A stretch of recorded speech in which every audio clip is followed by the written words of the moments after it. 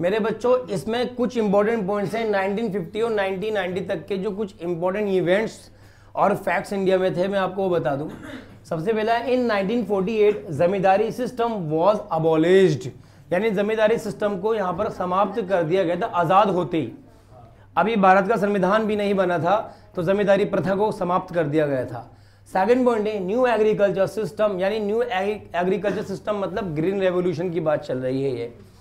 तो new agriculture system was introduce for the first time in kharif season 1966। सबसे पहले agriculture के अंदर जो नई टेक्नोलॉजी को इम्प्लीमेंट किया गया था वो 1966 में किया गया था, और उस वक्त में एग्रीकल्चर का जो सीजन चल रहा था वो खरीफ का सीजन चल रहा था। बहुत इंपॉर्टेंट नॉलेज है ये।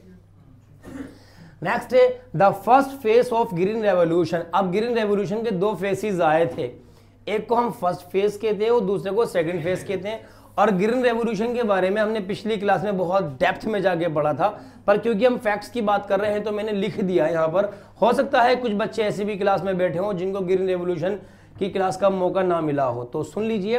तो ग्रीन रेवोल्यूशन के दो फेजेस थे, एक फर्स्ट फेज था, एक सेकंड फेज था। तो आइए कब कब आया था ये। जो फर्स्ट फेज था वो मिड 90s से लेकर मिड 1970s तक आया था, यानी आपका 1966 इसके बीच में ही आता है। और सेकंड फेज जब आया था वो था mid 1970s to mid 1980s, यानी 1960 के मध्य से लेकर 1970 के मध्य तक, और 1970 के मध्य से लेकर 1980 के मध्य तक। दो फेसेस में हम ग्रीन रेवोल्यूशन को डिवाइड करते हैं। नेक्स्ट आता है the commission for agriculture cost and price, यानी CACP, commission for agriculture cost and price was established in 1965। 1965 में ये कमीशन आया था जो एग्रीकल्चर की जो कॉस्ट है वो प्राइस को मेंटेन करने के लिए आया था। आइए पढ़ते हैं आगे क्या लिखा हुआ है। Establish in 1965 to recommended the minimum support price of agriculture. Agriculture की जो प्राइस थे उसमें मिनिमम सपोर्ट देने के लिए आया था। किस लिए? To the government.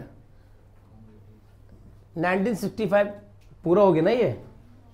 हाँ, तो the commission for agriculture cost and price CACP was established in 1965 to recommend the minimum support price agriculture commodities to the government. Government को ये रिकमेंड करने के लिए आया था कि जो एग्रीकल्चर प्रोडक्ट होता है उसके प्राइस को मिनिमम लेवल पर लाकर रोको। ऐसा ना हो कि किसान उत्पादन करे जाएगा तो प्रोडक्शन बढ़ेगा, प्राइस घटते चले जाएंगे, तो एक वक्त में किसान प्रोडक्शन को बढ़ाएगा ही नहीं। तो किसान को इस बात का आश्वासन दिया जाए कि किसान भाई तू प्रोडक्शन को बढ़ा, तेरे फसल का उत्पादन इससे नीचे नहीं आएगा, मिनिमम प्राइस पर जाके रोक देंगे। आगे बढ़ते हैं। Food corporation of India FCI, food corporation of India FCI was set up in 1965। लो जी, ये कॉर्पोरेशन भी 1965 में सेटअप किया गया था to procure food grain from farmers and maintain buffer stock for PDS। इस बात के लिए कि किसानों से, फ्रॉम फार्मर, किसानों से जो अनाज का उत्पादन है, जो अनाज का उत्पादन उसको निश्चित किया जा सके कि किसान भाई आप कम से कम इतना उत्पादन हमें करके दोगे, चाहे प्राइस पर आगे बात रुके, चाहे क्वांटिटी पर आगे बात रुके, आप इतना उत्पादन हमें कम से कम करके दोगे। किस लिए?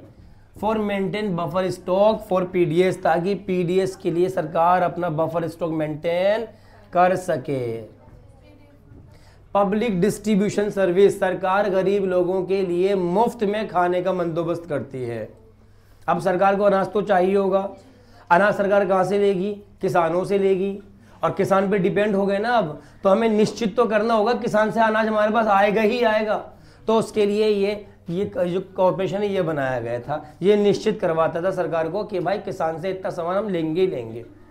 तो उसके लिए मिनिमम सपोर्ट प्राइस पॉलिसी काम करती थी। भाई किसान 10 रुपए से कम में अनाज अगर हो गया तो आप अनाज का उत्पादन कम कर दोगे, भाई आपका अनाज कम से कम 12 का बिकेगा, उत्पादन चाहे कितना भी कर दो आप, तो किसान को कीमत गिरने का डर समाप्त हो जाएगा, तो उत्पादन भर के करेगा वो। आप आगे बढ़ते हैं।